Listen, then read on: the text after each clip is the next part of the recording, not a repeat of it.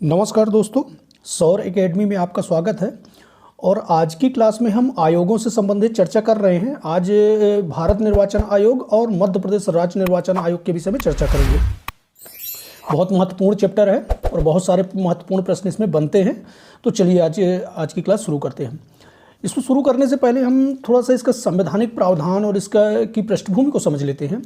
भारतीय संविधान में भाग 15 के अनुच्छेद 324 से लेकर 329 में भारतीय निर्वाचन आयोग का वर्णन किया गया है और इसकी स्थापना जो है 25 जनवरी 1950 में की गई थी।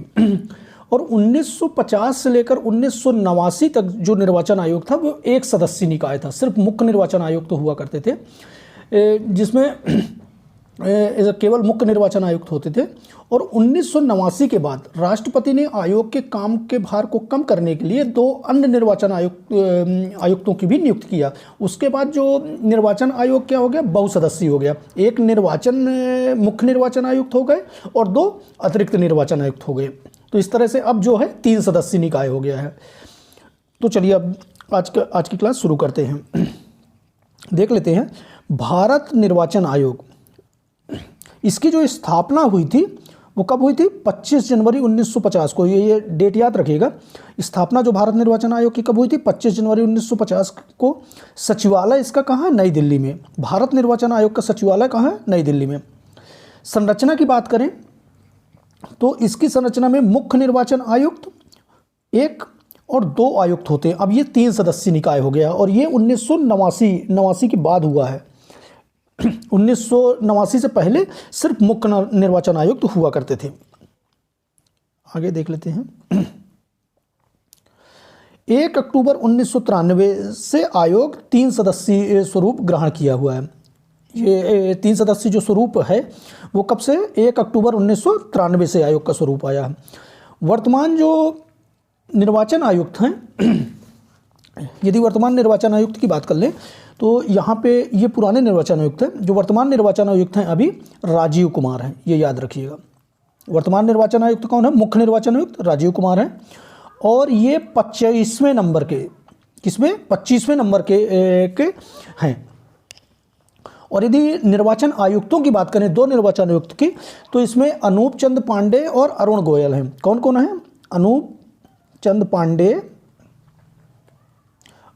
और अरुण गोयल। तो ये भी याद रखिएगा। मुख्य निर्वाचन आयुक्त कौन है, राजीव कुमार। और जो निर्वाचन आयुक्त कौन है, अनूप चंद पांडे और अरुण गोयल। तो ये याद रखिएगा। चलिए नेक्स्ट देखते हैं। जो कार्यकाल इसका मुख्य निर्वाचन आयुक्त का है वो 6 वर्ष या 65 वर्ष है। जो कार्यकाल है 6 वर्ष या 65 वर्ष है। और यदि आयुक्तों की बात करें तो 6 वर्ष या 62 वर्ष है। ये भी याद रखिएगा। मुख्य निर्वाचन आयुक्त का कार्यकाल कितना है, 6 वर्ष 65 वर्ष। और यदि आयुक्तों की बात करें, निर्वाचन आयुक्तों की बात करूँ तो 6 वर्ष 62 वर्ष, जो पहले पूरी होगी वो मानी जाएगी। नियुक्ति किसके द्वारा की जाती है, राष्ट्रपति के द्वारा। जो निर्वाचन आयुक्तों की नियुक्ति की जाती है, मुख्य निर्वाचन आयुक्त और अन्य निर्वाचन आयुक्तों की नियुक्ति राष्ट्रपति द्वारा की जाती है। और हटाने की जो प्रक्रिया है, दुर्व्यवहार या पद के दुरुपयोग सिद्ध होने पर, अक्षमता के आधार पर, संसद द्वारा अपनाए गए प्रस्ताव के आधार पर। तो इसको डायरेक्ट नहीं हटाया जा सकता। यदि वो दुर्व्यवहार या पद का दुरुपयोग होते हुए सिद्ध होता है तो संसद द्वारा अपनाए गए प्रस्ताव के माध्यम से ही मुख्य निर्वाचन आयुक्त को हटाया जा सकता है और अन्य निर्वाचन आयुक्त को। अब संवैधानिक प्रावधान को देख लेते हैं। तो संवैधानिक प्रावधान है इसका भाग 15 में अनुच्छेद 324 से 329, याद रखिएगा। 324 से 329 में भारतीय निर्वाचन आयोग का प्रावधान है। इसके अनुच्छेदों के विषय में चर्चा कर लेते हैं। अनुच्छेद 24 में चुनाव आयोग में चुनावों के निहित दायित्व, अधीक्षण, निर्देशन और नियंत्रण से संबंधित प्रावधान है। अनुच्छेद 325 में धर्म, जाति, लिंग के आधार पर किसी भी व्यक्ति विशेष को मतदाता सूची में शामिल न करने और उसके आधार पर मतदान के लिए अयोग्य नहीं ठहराने संबंधी प्रावधान है। मतलब किसी भी धर्म, जाति, लिंग के आधार पर भेदभाव नहीं किया जाएगा और ना ही उसे अयोग्य ठहराया जा सकता, इस संबंधी प्रावधान है। 326 में बात करें तो लोकसभा एवं प्रत्येक राज्य की विधानसभा के लिए निर्वाचन वयस्क मताधिकार। यदि ये पूछा गया क्वेश्चन है कि निर्वाचन वयस्क मताधिकार किस आधार पर, तो अनुच्छेद 324 में प्रावधान है कि निर्वाचन किस आधार पर होता है, वयस्क मताधिकार के आधार पर। नेक्स्ट देख लेते हैं। 327 में क्या प्रावधान है? विधायिका द्वारा चुनाव के संबंध में संसद में कानून बनाने की शक्ति। विधायिका द्वारा चुनाव से संबंधित यदि संसद को कानून बनाना है तो किस अनुच्छेद में? 327 में वर्णित है। और यदि विधानमंडल में कानून बनाना है तो 328 में। यदि केंद्र में कानून बनाना है तो किस में? 327 में संसद द्वारा कानून बनाने का प्रावधान है। और यदि राज्य विधानमंडल की बात करें तो कानून बनाने का अधिकार 328 में चुनाव संबंधी। नेक्स्ट देख लेते हैं 329 में जो प्रावधान है, चुनावी मामलों में अदालतों द्वारा हस्तक्षेप न करने के लिए। चुनावी मामलों में अदालतें हस्तक्षेप नहीं कर सकती, इस संबंध का प्रावधान किसमें है? अनुच्छेद 329 में। इस तरह से इनके पूरे अनुच्छेदों को हमने समझा। अब इनके कार्यों को देख लेते हैं। जो चुनाव आयोग का कार्य क्या है? तो चुनाव आयोग भारत में लोकसभा, राज्यसभा, राज्य विधानसभा, राष्ट्रपति, उपराष्ट्रपति के चुनाव की संपूर्ण प्रक्रिया का अधीक्षण, निर्देशन और नियंत्रण करती है। क्या क्या करती है? लोकसभा, राज्यसभा, राज्य विधानसभा, राष्ट्रपति, उपराष्ट्रपति के चुनाव की संपूर्ण प्रक्रिया का अधीक्षण भी करती है, निर्देशन भी करती है और नियंत्रण भी करती है। मतलब संपूर्ण चुनाव प्रक्रिया का भार चुनाव आयोग के ऊपर होता है। नेक्स्ट देख लेते हैं निर्वाचन नामावली तैयार करना। निर्वाचन नामावली तैयार करने का कार्य किसका है? चुनाव आयोग का। और मतदाता पहचान पत्र जारी करता है। राजनीतिक दलों को चुनाव चिन्ह मान्यता प्रदान करता है और चुनाव चिन्हों का आवंटन करता है। ये प्रश्न पूछा गया है कि राजनीतिक दलों को मान्यता कौन प्रदान करता है और चुनाव चिन्ह को कौन आवंटित करता है? तो ये मुख्य चुनाव आयोग। नेक्स्ट देख लेते हैं ये राजनीतिक दलों और उम्मीदवारों के चुनाव के लिए आदर्श आचार संहिता जारी करता है। आदर्श आचार संहिता कौन जारी करता है? चुनाव आयोग। नेक्स्ट देख लेते हैं ये सभी राजनीतिक दलों के प्रति उम्मीदवार चुनाव अभियान की खर्च की सीमा, लोकसभा और विधानसभा में कितनी खर्च किया जाएगा, कितना पैसा, तो वो सीमा जो निर्धारित करता है वो कौन करता है? चुनाव आयोग करता है और उसकी निगरानी भी करता है। सदस्यों के आयोग ठहराए जाने के बाद आयोग संसद एवं राज्य विधानसभाओं के सदस्यों की बैठक हेतु सलाहकार क्षेत्राधिकार का भी अधिकार रखता है। सलाहकार क्षेत्राधिकार यदि सदस्यों को आयोग ठहराया जाता है तो उस समय सलाहकार क्षेत्राधिकार का भी अधिकार रखता है। जो भारत का निर्वाचन आयोग है उससे संबंधित कुछ फैक्ट और देख लेते हैं। जो मुख्य चुनाव आयुक्त थे, मुख्य चुनाव आयुक्त पहले जो कौन थे? ये थे सुकुमार सेन। और कब? 1950 में गठित हुआ था चुनाव आयोग। उसके पहले अध्यक्ष कौन थे? 1950 से 1958 तक रहे। और यदि प्रथम मुख्य चुनाव आयुक्त महिला की बात करें तो वो कौन थी? VS रमा देवी, प्रथम महिला मुख्य चुनाव आयुक्त। और ये कब से कब तक रही? 26 नवंबर 1990 से 11 दिसंबर 1990 तक रही। बहुत कम कार्यकाल रहा इनका। भारत का जो प्रथम आम चुनाव हुआ था जो निर्वाचन आयोग द्वारा 25 अक्टूबर 1951 से लेकर 21 फरवरी 1952 तक चला। जो प्रथम आम चुनाव कब हुआ था? 25 अक्टूबर 1951। और 25 अक्टूबर 1951 को ही जो पहला वोट पड़ा था वो कहाँ पड़ा था? हिमाचल प्रदेश के चीनी तहसील में। तो ये भी याद रखिएगा। EVM वोटिंग मशीन, आजकल आपको पता है कि EVM से चुनाव हो रहे हैं।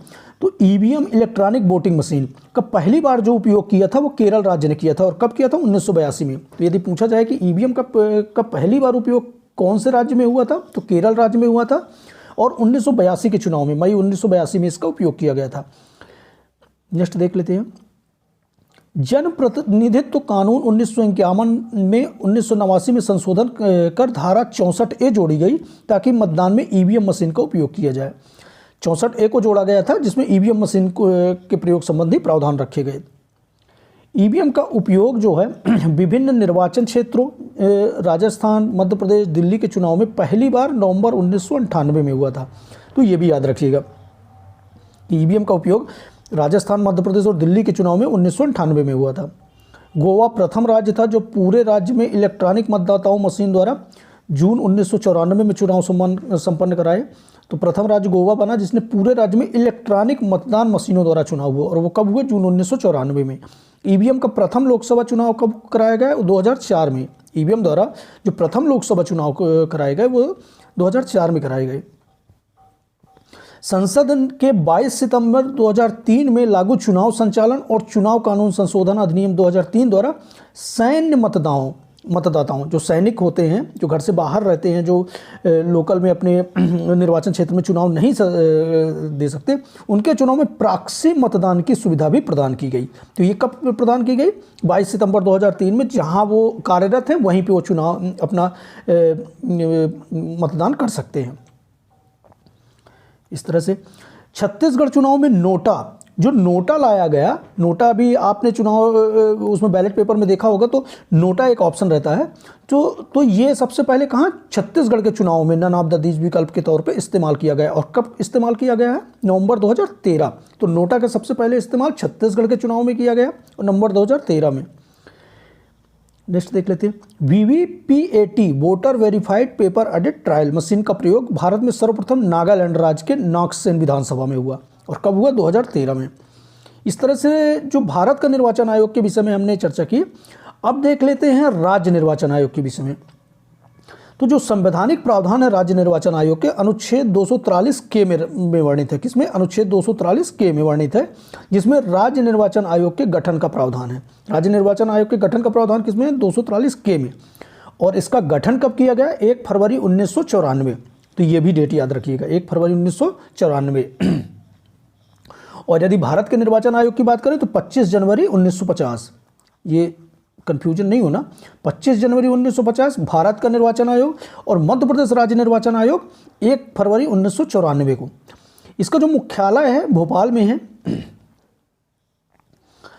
यदि अनुच्छेद 243 में बात करें तो राज्यपाल द्वारा नियुक्त राज्य निर्वाचन आयुक्त संबंधी प्रावधान है। मतलब कि राज्यपाल एक राज्य निर्वाचन आयुक्त को नियुक्त कर सकते हैं। और ये किसमें है प्रावधान? अनुच्छेद 243 में। संरचना इसकी राज्य निर्वाचन आयुक्त, ये एक सांविधिक निकाय है, नियुक्ति राज्यपाल द्वारा होता है। और हटाने की जो प्रक्रिया है वो उच्च न्यायालय के न्यायाधीश के समान है। जिस प्रकार से उच्च न्यायालय के न्यायाधीश को हटाया जाता है, उसी प्रकार से हटाने की प्रक्रिया है। और यदि हम कार्यकाल की बात करें राज्य निर्वाचन आयोग के, तो 5 वर्ष या 65 वर्ष, जो भी पहले पूरा हुआ, या तो 5 वर्ष पहले पूरी कर ले, या तो यदि 65 वर्ष की आयु पहले पूरी होती है तो वो मान्य होगी। आयुक्त की सेवा शर्तों की नियुक्ति के पश्चात अलाभकारी परिवर्तन किए जा सकते हैं। जो प्रथम मुख्य निर्वाचन आयुक्त थे मध्य प्रदेश के, वो कौन थे? NB लोहानी। ये याद रखिएगा, प्रथम मुख्य निर्वाचन आयुक्त मध्य प्रदेश के श्री NB लोहानी, और 1994 से 2000 तक रहे। ये भी याद रखिएगा। नेक्स्ट देख लेते हैं, संविधान के अनुच्छेद 243 के तथा 243 ZA में राज्य के निर्वाचन आयुक्त को राज्य की पंचायती राज संस्थाओं और शहरी निकायों के सभी निर्वाचन आयोग के निर्वाचन नामावली की तैयारी, अधीक्षण, निर्देशन, संचालन के लिए उत्तरदायी होता है। तो ये जो राज्य निर्वाचन आयोग क्या क्या करता है? राज्य के पंचायती राज संस्थाओं, जो राज्य की पंचायती राज संस्थाएं ग्राम पंचायतें होती हैं, शहरी निकाय जो नगर निगम नगर पंचायत होती हैं, और सभी निर्वाचन आयोग के लिए निर्वाचन नामावली तैयार करना और चुनाव प्रक्रिया के अधीक्षण, निर्देशन और संचालन के लिए उत्तरदायी होता है। नेक्स्ट देख लेते हैं, राष्ट्रपति निर्वाचन आयोग की सलाह पर प्रादेशिक आयुक्त की नियुक्ति कर सकते हैं। ये भी याद रखिएगा। मुख्य उद्देश्य जो है, जो इनका आयोग का उद्देश्य है, राज्य में स्थानीय निकायों के लिए स्वतंत्र, निष्पक्ष और तटस्थ निर्वाचन करना। जो उद्देश्य है, राज्य में स्थानीय निकाय में कौन से आती? पंचायती राज और नगरीय निकाय। इनमें स्वतंत्र, निष्पक्ष और तटस्थ निर्वाचन कराना।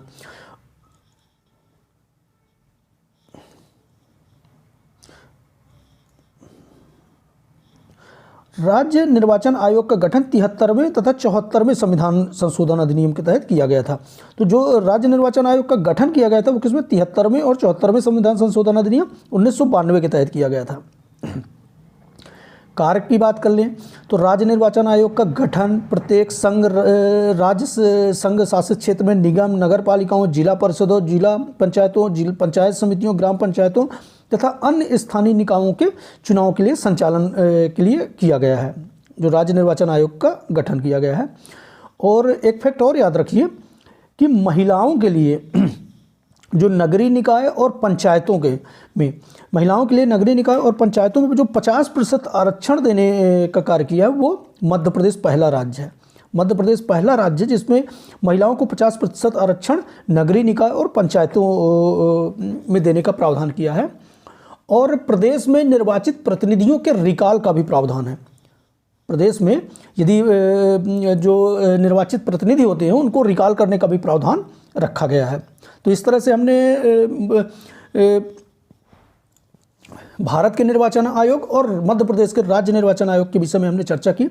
अन्य आयोगों के विषय में भी हम अगले वीडियो में चर्चा करेंगे। यदि सब्सक्राइब नहीं किए हो चैनल को तो सब्सक्राइब कर लीजिए और ज़्यादा से ज़्यादा लोगों तक शेयर कीजिए। नेक्स्ट वीडियो में मिलते हैं अन्य आयोगों के साथ। धन्यवाद।